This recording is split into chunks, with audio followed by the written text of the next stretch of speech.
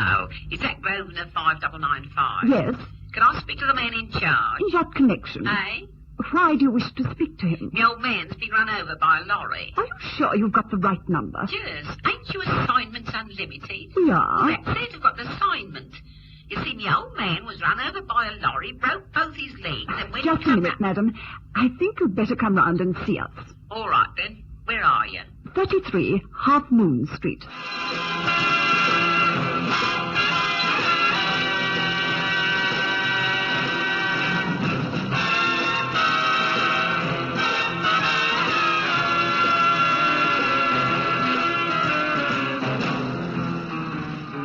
Marge Willis could have stepped out of the first act of My Fair Lady.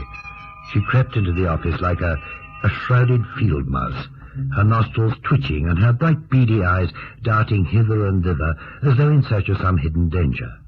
Drooping millinery adorned her head, flapping despairingly, and appearing to cogitate on better days and grander owners.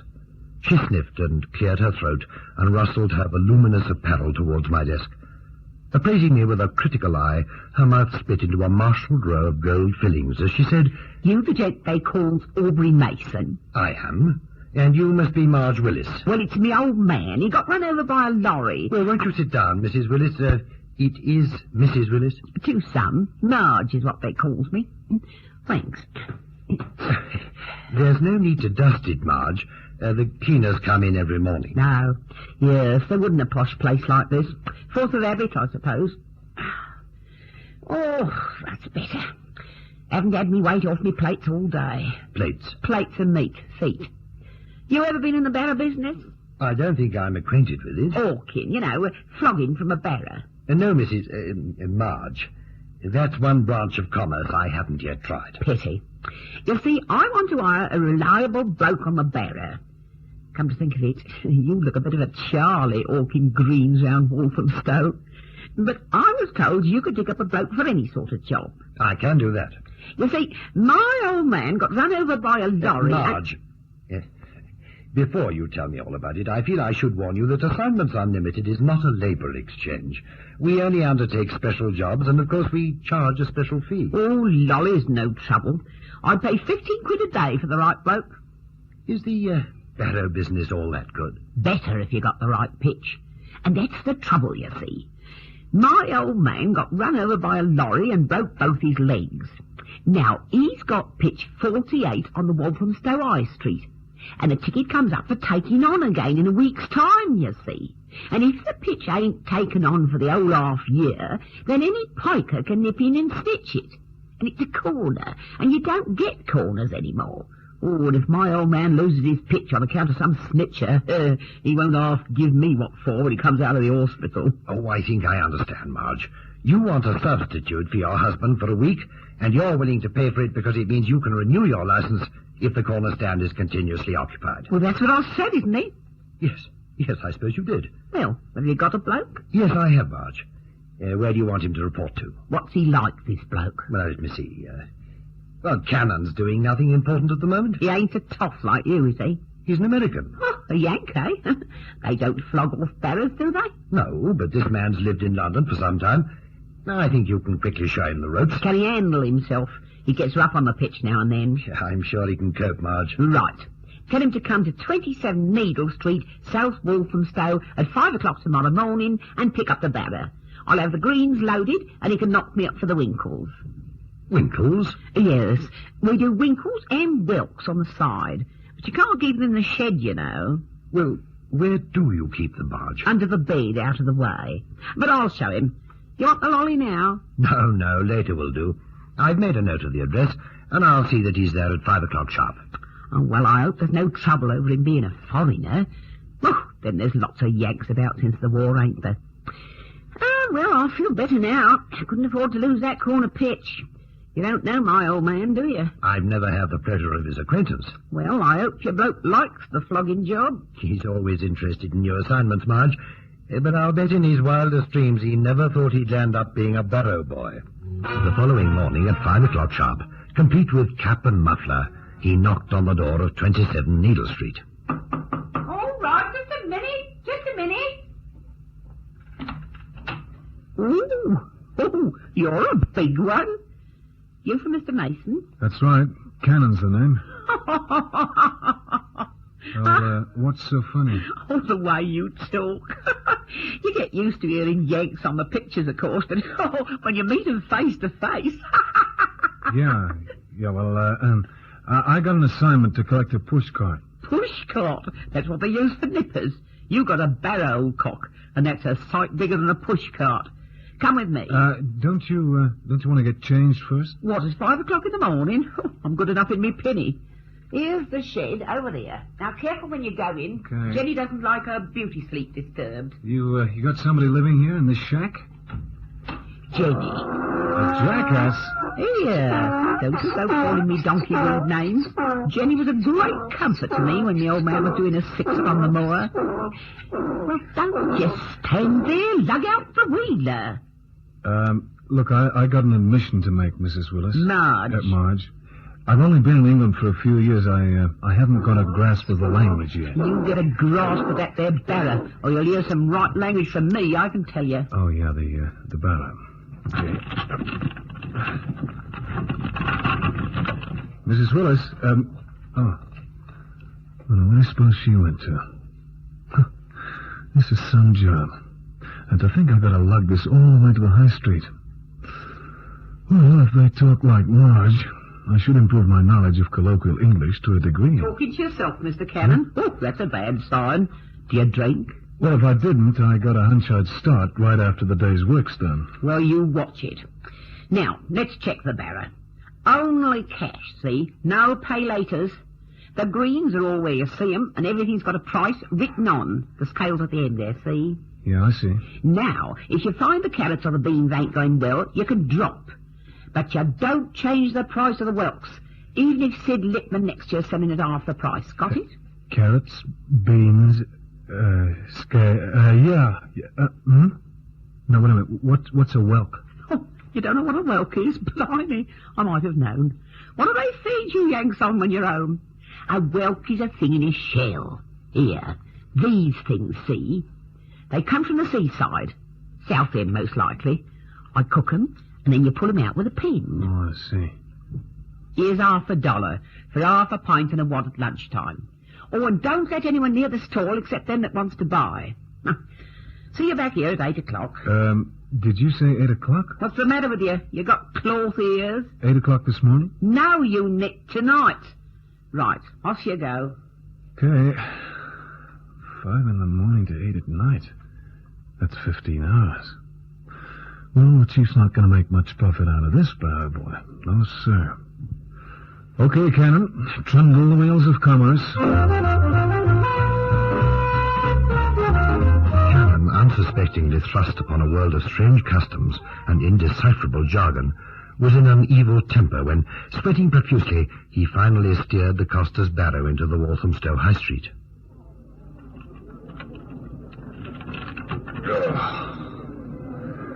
15 quid a day. I don't need my head read. I need a private panel of phrenologists. Well, there it is. Now all I do is stand and wait for the customers. If there are any customers. Good morning. Oh, good morning, ma'am. Greens, winkles, whelks. You're new here, aren't you? Ma'am, I'm greener than the greens. I thought so. You haven't put your price markers up yet.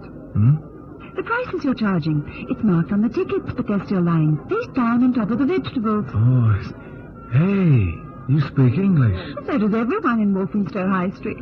Ma'am, I got news for you. You're American, aren't you? Well, that's what everybody says, so I guess they must be right. Hang on, I'll fix the price markers. You work here too? Oh, heavens no. I shop here. I usually buy from Mr. Willis, but he hasn't been here for the past 2 days. No, he broke his legs playing touch with a truck. Oh, I am sorry. Are you looking after the store while he's indisposed? That's right, ma'am. Cannon the coster, that's me. Well, Mr. Cannon, now that you've got all the prices up, I'll make a few purchases. You can always remember me as your first customer. Now, how can I remember you if I don't even know your name? Is that necessary? Oh, yes, it's a good customer-coster relationship. You know, despite that cap and muffler, you don't look the least bit like a costermonger. Well, that's the first kind thing that's been said to me today. Here's me take off the cap. There. Any improvement? Not an East End haircut. I'll take off the muffler. No? Oh, a silk shirt and tie. And I'd say at a guess, a Savile Row suit under the overalls. Mr. Cannon, you'd better get back in disguise. You'll frighten your customers away. Well, that's great, so long as I don't frighten you away. Miss... All right. Karen Langley. Now to business. How much are the whelks? Whelks?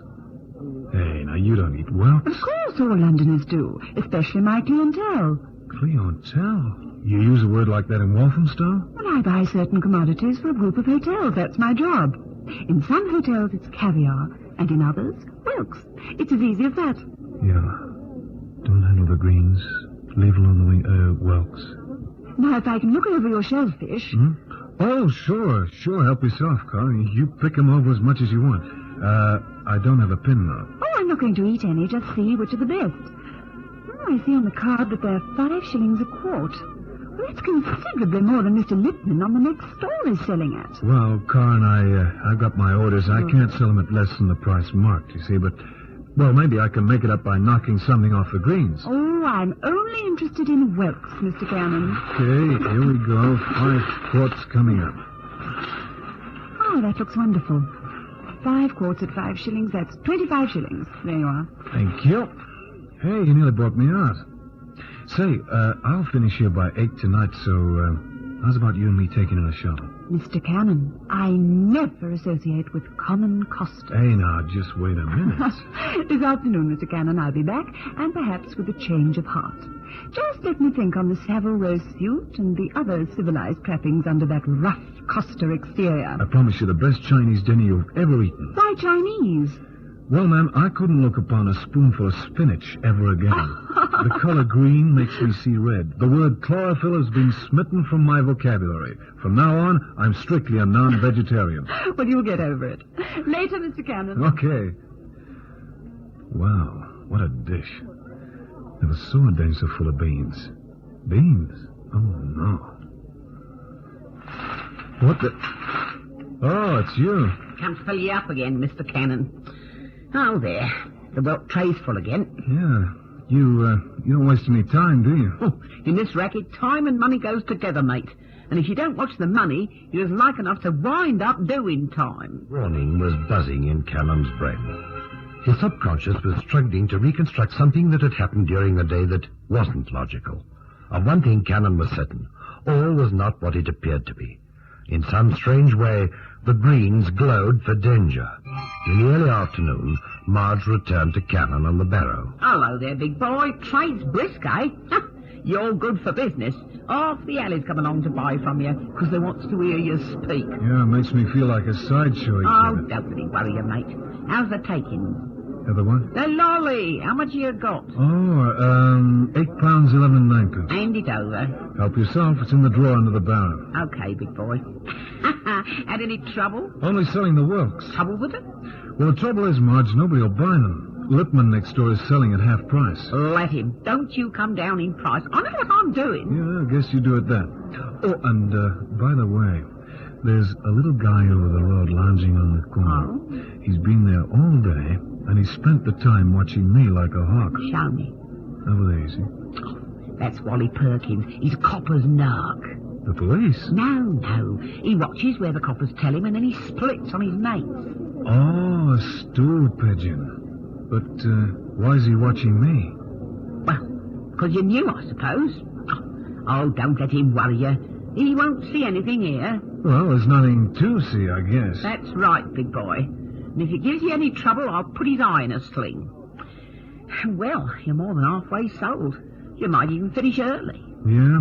At $5 a quart, I'll be sitting selling seashells until this time next year. A cannon that can't get rid of his shells. I'll be back later, big boy. Very funny. I should have stayed in bed. That dame's right out of the comic strip. Somebody should put her back again. Or rub her out and draw her again. Oh, Karen. Hey, the rains in Spain rain mainly in the plains. Oh, you've all right? The English language. You're only the second time I heard it today. But everyone finds Cockney jargon terribly amusing. Yeah, they like to hear Italian grand opera, too, but that always finishes after a few acts. Oh, can't you finish when you're sold out? Well, then, if they were oysters, I might run up a sign saying, "Find the lucky pearl." As it is, who wants whelks for the price of caviar? I do. Those who sold me this morning were excellent. I've come for another lot. Look, Karen, I know you want to do me a favor, but I won't let you. You see, that old schmo next door is selling the same thing at half the price. What do you know about English seafood? I want 5 quarts. Okay, 5 quarts coming up. That's 25 shillings. There we are. Thank you very much. But, Karen, it's daylight robbery. You can't take those things. It's positively dishonest. Because Lipman is selling them cheaper. What else? Yes. What else? Okay. Hey, tonight, did my lady wrestle with her conscience nor deign to tangle with the humble proletariat? She did, my lord, and she thanks you. A Chinese dinner sounds splendid. You know something? That Cockney noise is beginning to sound like a symphony. The captain's cabin in the Haymarket, okay? What time?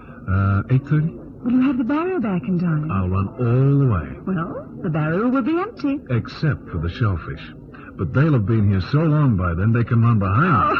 Oh, all right, Mr. Cannon. I'll be there. 8:30. Okay. Oh, boy. Into each life some sun must shine. A modern Molly Malone in the same piscatorial pattern. What?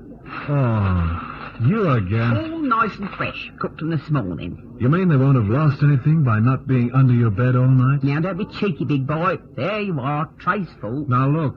The deal was that I could take the barrow back when it was empty. You keep filling it up again. Keep your shirt on. You can sell them at any price you want now. No kidding? You mean even lower than Lipman? What could be lower than Lickman? Sell them at any price you like, big boy. Marge Willis, you're about to see modern American business methods go swinging into action. With previous permission to drop the price on vegetables, Cannon now offered the passing shoppers a bonus pack.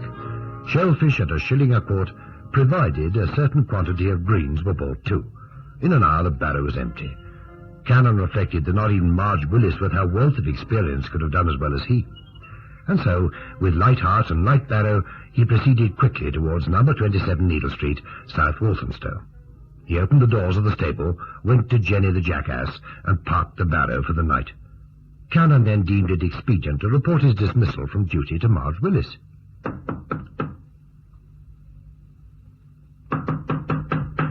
Now, where can she be? Under the bed with the Winkles, maybe? Hey, Marge, you in there?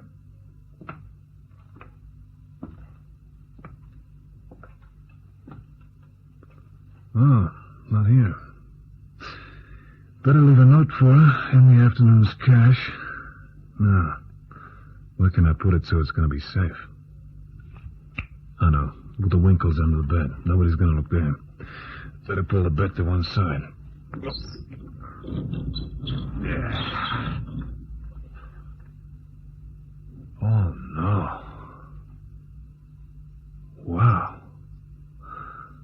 Buster, I don't know who you are, but somebody went to work on you with more than a Winkle pin. Oh.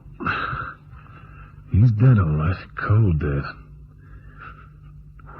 His body's been under this bed for a few days. Mr. Cannon? Mr. Cannon? Marge. Cannon? I'm here, Marge. What are you doing in there? Better pull the bed back where it was.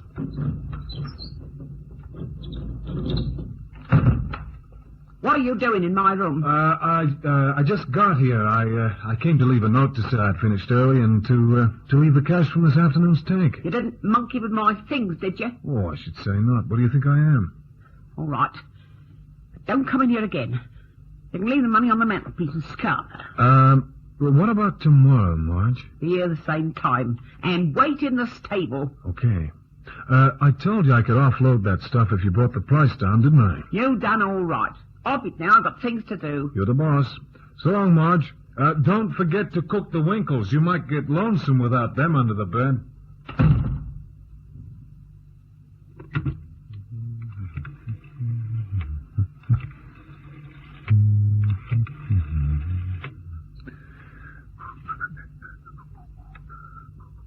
Hello, please? Now listen, my name's Cannon. Yeah, Cannon, that's right. And I'm speaking from a phone booth in South Walthamstow. I work at a place called Assignments Unlimited. The phone number is Grosvenor 5995. Yeah, 5995, that's it. Now, listen, I'm going there right away. The address is 33 Half Moon Street, and I'll stay there until you call. Listen, I've just come from number 27 Needle Street, South Walthamstow, and there's the dead body of a man under the bed. He's good and dead, and he didn't die from natural causes. An hour later, we received a visit from a police inspector who, having questioned Cannon carefully, delivered the information that number 27 Needle Street and the stable were empty at the time of their visit, and no dead body was under the bed or anywhere else on the premises. With a terse good night, the inspector left. But I don't get it, Chief. I just don't get it. You were standing in the sun all day. Oh, don't give me that, Chief. You know better than that. Look, the guy was there as large as life. Well, you know what I mean. His legs were bent underneath him. As though they'd been broken. Yeah. Hey, you think it could have been Marge Willis's husband? Perhaps. Well, what will you do now? Well, I've got to keep a date with Colin Langley. If 27 Needle Street was empty, they won't know of the police visit. And I don't want to arouse anybody's suspicions. What's Karen Langley got to do with it? Plenty, unless I'm a Dutch uncle. Look, Chief, while I'm gone to the Haymarket, can you get Penny Fairweather to ring round the hospitals? To check on a man admitted with 2 broken legs? That's it. Now, if the result is negative, you can carry on from there with Chief Inspector Bottomley of the Yard. But he's not the murder squad. No, I know, but he's a member of your club. That means he'll listen to you. If you draw a blank on Willis and the hospitals, I want a few plainclothesmen around in Walthamstow High Street tomorrow. Well, what do you want them to do? Make an arrest. The police said the stable was empty. That same stable contained a barrow and a jackass, or donkey, whatever you call it, when I left. So? Marge Willis alone couldn't pull that barrow, not if it had a corpse hidden on it. But the jackass could, and that's how she got rid of her late, unlamented husband. Well, it shall be as you say. But why do you suspect Karen Langley? I was very green not to have seen it before. I had a feeling all along that something was phony. Look, check the hospitals first, Chief. I know you'll draw a blank, and then the police can act. Well, be seeing you, I'm about to wine and dine a deadly dame, and I know what a victim of Lucretia Borgia felt like. Play it cool, Cannon. You bet, Chief. I'm not all that green. Cannon concluded his dinner without incident, and I had an urgent talk with Inspector Bottomley when the calls to the hospitals revealed no accident patients with 2 broken legs. Cannon's day to the market was repeated in the same pattern, but this time after Karen Langley had made a purchase of the whelks, at double the price they were offered elsewhere. The police closed in and arrested her. An inspection of the shellfish she'd purchased revealed not an edible sea snail, but a hoard of small diamonds, 1 to each shell. Karen Langley was a runner for a notorious receiver of stolen goods. This was their method of passing the stolen jewelry along, a method that might have gone undetected forever had Willis not had that accident with a lorry. Yes, it was an accident, but he was killed outright. If the news of his death had leaked out, Marge would have lost the corner stand, and the lucrative cover of Whelks and Greens would have been lost with him. It was Karen's own cover story that worried Cannon. If she did buy foodstuffs for hotels, why pay double the price and why only Whelks? Why not Greens? So now you know why the story was called Green for Danger.